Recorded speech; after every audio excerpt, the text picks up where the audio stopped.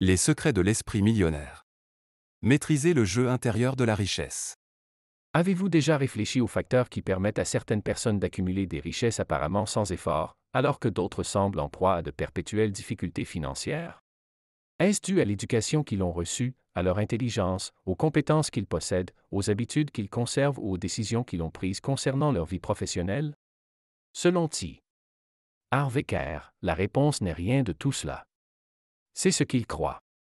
En utilisant les principes qui formeront plus tard la base de son livre, l'auteur de Les secrets d'un esprit millionnaire est passé de rien à millionnaire en l'espace d'un peu plus de 2 ans et demi. Dans son livre Les secrets d'un esprit millionnaire, Harv crée un modèle que les gens peuvent utiliser pour se reprogrammer afin d'augmenter considérablement leurs revenus et, par conséquent, leur niveau de richesse. Le principe central de ce concept est qu'il est possible d'atteindre un véritable succès financier en combinant une stratégie mentale et l'application d'outils appropriés. Souhaitez-vous procéder de cette manière? À propos de l'auteur. T. Harv Eker est un auteur, homme d'affaires et conférencier. Il est de nationalité canadienne. Né à Toronto, Ontario, Canada, le 10 juin 1954. En appliquant les principes qu'il enseigne, il est passé de pauvre à millionnaire en seulement 2 ans. Il est président de Peak Potential Training, l'une des sociétés de coaching les plus prospères d'Amérique du Nord. Avec son style unique de débrouillardise avec un cœur, Eker captive son auditoire par son humour et sa simplicité. Des gens viennent du monde entier pour assister à ses séminaires, où le public dépasse souvent les 2000 personnes pour un programme d'un week-end. À ce jour, les enseignements de M. Eker ont touché plus d'250 000 de personnes dans le monde. Et maintenant, plongeons dans le vif du sujet. Comprendre votre modèle mental en matière d'argent. Tout le monde a des pensées inconscientes programmées, des modèles mentaux, pour traiter de l'argent dans son esprit. Certains sont programmés pour la richesse, d'autres pour la pauvreté. Le modèle mental que nous utilisons pour penser à l'argent découle de nos expériences d'enfance, et il guide notre comportement de telle sorte qu'il influence directement le niveau de richesse que nous aurons à l'avenir. Selon Harv, le revenu d'une personne ne s'éloigne guère du niveau qui a été mentalement défini pour elle dans son enfance. Mais pourquoi? Le subconscient d'une personne régule sa capacité à accumuler des richesses un peu comme un thermostat. Si le thermostat est réglé trop bas, la personne qui gagne de l'argent en plus le dépensera. Si le thermostat est réglé sur une valeur élevée, comme dans le cas d'une personne riche, et qu'il y a une perte éventuelle d'argent, l'argent sera rapidement récupéré. La majorité de la population est programmée pour vivre avec un faible revenu, et rares sont les personnes qui parviennent à s'enrichir et à accumuler une richesse durable. Nos schémas de pensée sont façonnés par ce que nos parents nous ont appris sur l'argent, et nous devons comprendre comment ils fonctionnent pour pouvoir les modifier. Ce que nos parents nous ont dit sur l'argent lorsque nous étions enfants reste dans notre esprit aussi longtemps que nous vivons, formant des idées qui déterminent en fin de compte la façon dont nous pensons à l'argent plus tard dans la vie. Les familles ont des approches positives ou négatives de l'argent. Vous souvenez-vous que votre père disait que l'argent ne pousse pas dans les arbres ou que l'argent n'achète pas le bonheur? Ce sont des approches négatives. En entendant cette phrase de vos parents, 2 choses peuvent vous arriver. Vous pouvez être d'accord avec eux et assimiler ce point de vue selon lequel l'argent est rare, ou vous pouvez être en désaccord avec eux et adopter une position différente sur l'argent. Si vous êtes d'accord, vous êtes probablement programmé pour être pauvre, mais même si vous vous êtes rebellé contre leur position, vous n'êtes toujours pas préparé au succès et à la richesse. La rébellion vous conduit à vouloir être supérieur à vos parents et pas nécessairement à accumuler beaucoup d'argent. Il est important de comprendre ces modèles et d'être capable de s'en détacher pour réussir financièrement. Lorsque les gens apprennent l'approche positive et que les familles renforcent l'idée que l'argent est un moyen d'atteindre et de gagner des choses, ils ont tendance à gagner facilement de l'argent réel. Cela vient de la motivation d'être libre et indépendant grâce à la réussite financière. Vous devez comprendre votre modèle mental concernant l'argent afin d'accumuler de la richesse. Nous sommes comme nos parents. Outre ce que nous disent nos parents sur l'argent, une grande partie de notre modèle mental provient également de leurs attitudes et de la manière dont ils gagnaient de l'argent. Lorsque vous étiez enfant et que vous demandiez de l'argent à votre mère, celle-ci vous a-t-elle dit de demander à votre père? Si c'est le cas, cela vous amène à l'idée que l'homme est responsable des finances et que les femmes ne sont pas capables de gérer de l'argent. Pendant notre enfance, nous avons capté l'attitude de nos parents et elle reste ancrée dans notre subconscient. Ainsi, lorsque vous commencez votre premier emploi, ouvrez une entreprise et commencez à gagner de l'argent, vous imitez les normes de vos parents sans vous en rendre compte. Il est donc important d'en être conscient, car il est difficile de changer ces croyances dans notre modèle mental financier. Pour modifier nos croyances sur l'argent, nous devons les comprendre et changer nos habitudes en conséquence. Avant de changer votre façon de penser, évaluez tout. Bien que votre potentiel de création de richesse dépende de votre modèle mental en matière d'argent, vous pouvez le modifier, mais cela demande beaucoup d'efforts. La première étape consiste à comprendre l'origine de vos concepts financiers. Vous devez comprendre comment votre subconscient sabote votre quête de richesse. Analysez votre programmation mentale, prenez note de vos modèles et de ce que vos parents vous disaient lorsque vous étiez enfant. Analysez si vous vivez toujours selon ces mêmes concepts. Si vous ne pouviez pas posséder quelque chose lorsque vous étiez enfant, vous ne devriez pas renforcer cette croyance à l'âge adulte. Posez-vous la question, pourquoi pas? Il est également important d'analyser votre situation financière. Êtes-vous endetté? Avez-vous suffisamment d'argent en banque? Comprenez la raison de chacune de ces deux situations. Comprenez également tous les investissements réussis et ratés que vous avez faits dans votre vie. Pourquoi ont-ils fonctionné? Pourquoi n'ont-ils pas fonctionné? Une fois que vous avez compris les tours que vous joue votre cerveau, il est temps de les surmonter. Vous devez reconditionner votre cerveau pour qu'il pense à l'opposé de ses croyances et modèles mentaux limitatifs. Tout ce qui fait référence à la pauvreté et à une mentalité de pénurie doit être reprogrammé. Nous devons remplacer les vieilles croyances sur l'argent dans nos systèmes et ne pas nous contenter d'en ajouter de nouvelles. Pour les changer, nous devons trouver notre nouveau modèle mental de richesse et nous efforcer de le renforcer quotidiennement dans notre esprit par la répétition. Répétez pour vaincre. Si vous voulez fixer un modèle mental de la richesse dans votre cerveau, vous devez constamment vous répéter, à voix haute, vos nouvelles vérités. Regardez-vous dans le miroir et dites « J'ai un esprit d'1 million de dollars » ou « Plus je gagne de l'argent, plus j'en attire ». Peu à peu, ces nouvelles croyances s'intègrent dans votre quotidien et votre modèle mental est remplacé, ce qui se produit à force de répétition. Cet exercice doit devenir une routine pour vous. Vous devez prendre l'habitude de toujours renforcer les croyances positives. En plus de renforcer la croyance, vous devez créer des habitudes positives face à la richesse. Si vous voyez un produit que vous aimeriez avoir à un prix bas, vous l'achèterez normalement, n'est-ce pas? Dans ces moments-là, il est essentiel d'analyser votre état d'esprit financier et de comprendre si vous avez vraiment besoin de ce produit ou si vous recherchez simplement un bonheur momentané. Si vous êtes endetté, par exemple, vous devez affirmer verbalement que l'achat de ce produit ne fera qu'aggraver votre endettement. L'affirmation verbale est le moyen le plus efficace de reprogrammer votre cerveau. Soyez maître de votre destin. L'une des croyances les plus importantes pour ceux qui veulent devenir riches est de savoir que c'est vous qui contrôlez votre destin et non les autres. Votre richesse ne dépend pas du monde, de votre patron ou de votre travail. Elle dépend de vous. Les riches prennent le contrôle de leur vie, tandis que les pauvres ont tendance à se victimiser et à abandonner le contrôle de leur richesse aux banques et aux autres. Pensez Y, qui achète des billets de loterie.